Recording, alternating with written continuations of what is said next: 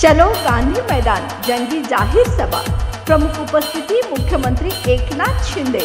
चला उधळूया हिंदुत्वाचा गुलाल। छत्रपती शाहूंच्या भूमीत जपूया स्वाभिमानी विचार।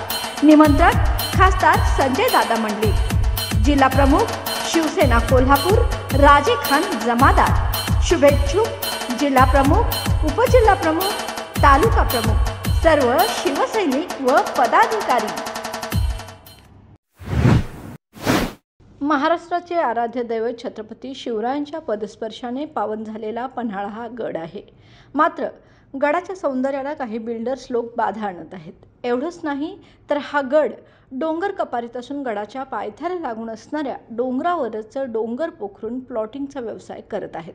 मुळात हा गड खचत आहे, गडाची दरड कोसळत आहे, गडाचे बुरुज ढासळत आहेत, गडाला लागून असणारे डोंगर खचत आहेत, भूस्खलन होत आहे। यातच हे बिल्डर्स लोक अनेक ठिकाणी डोंगर पोखरून प्लॉटिंगचा गोरखधंदा करत आहेत।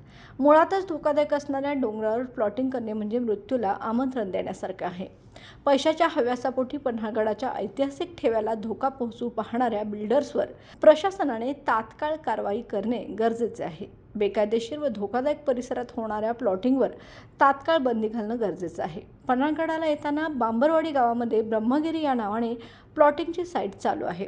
तब्बल 12 एकरामध्ये प्लॉटिंग पाडले जात असून या ठिकाणी देखील मोठ्या प्रमाणात डोंगर पोखरला गेला आहे। तसेच अनेक झाडांची कत्तल केली गेली आहे। यामुळे गडाच्या सौंदर्याला बाधा तर पोहोचलीच आहे, शिवाय डोंगरावर असणाऱ्या प्लॉटिंगमुळे हा डोंगर खचून भविष्यात या ठिकाणी नागरी वस्ती होऊन माळींसारखी दुर्घटना होण्याची संभावना आहे।